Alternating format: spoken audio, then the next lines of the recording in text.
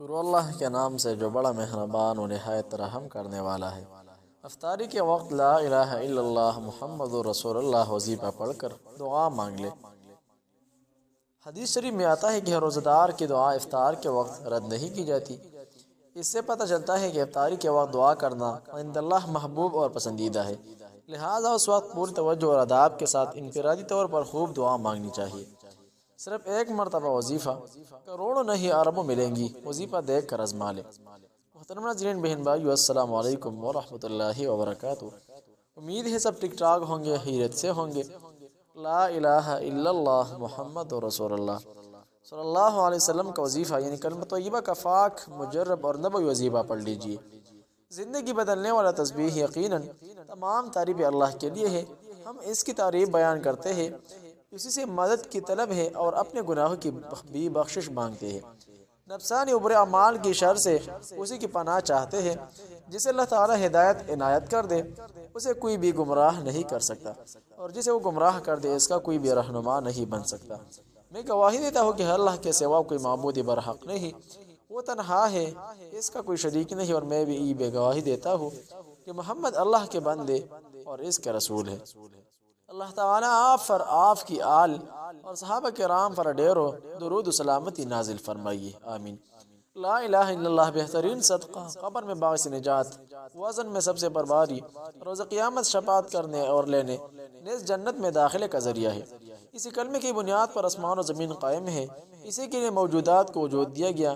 اللہ تعالیٰ نے اپنی کتاب بھی اسی کے لیے نازل کی اور رسول کو مبعوث فرمایا۔ فرمان باری تعالیٰ ہے، وما ارسلنا من قبلک من رسول الا نوحی الیہ انہ لا الہ الا انا فاعبدون۔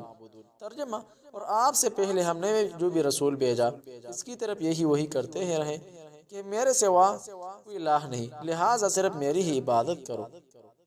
لا الہ الا اللہ کے ذریعے رسولوں نے اپنے اقوام کو ڈرایا۔ فرمان باری تعالیٰ ہے، ان انذروا انہ لا الہ الا اللہ انا فاتقون۔ متنبع کر دو کہ میرے سوا کوئی الہ نہیں، لہٰذا مجھ ہی سے ڈرو۔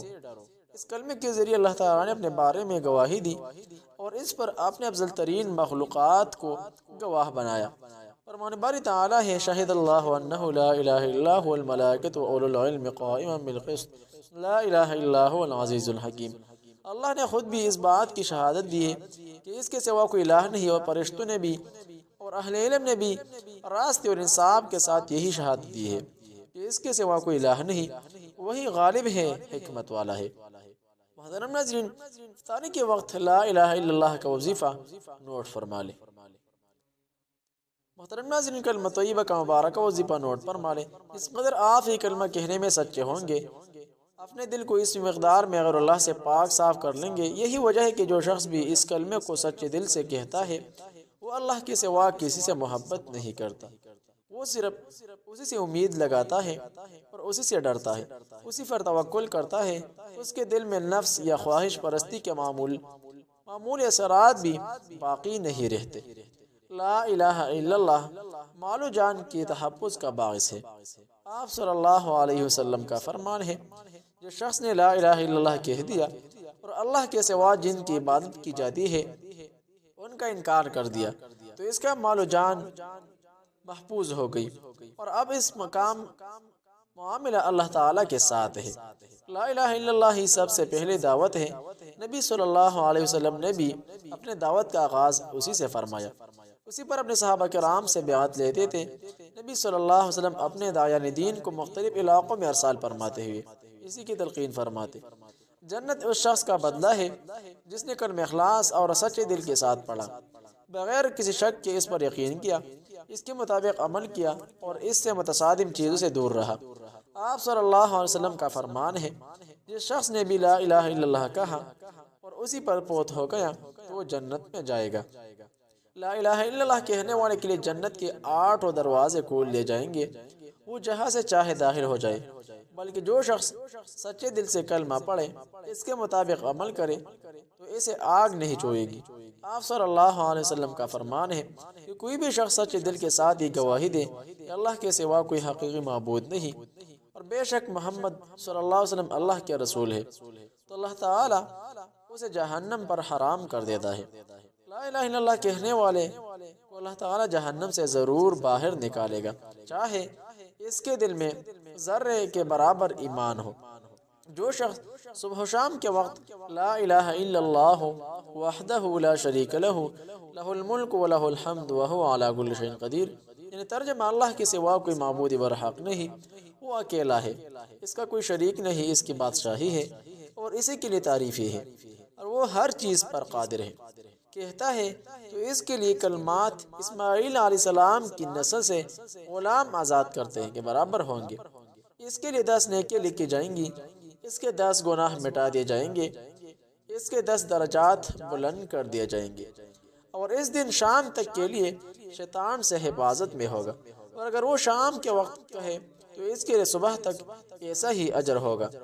ابو داؤد میں یہ حدیث موجود ہے، اگر وضو سے پرات کے بعد کہے تو اس کے لیے جنت کے 8 دروازے کھول دیے جاتے ہیں۔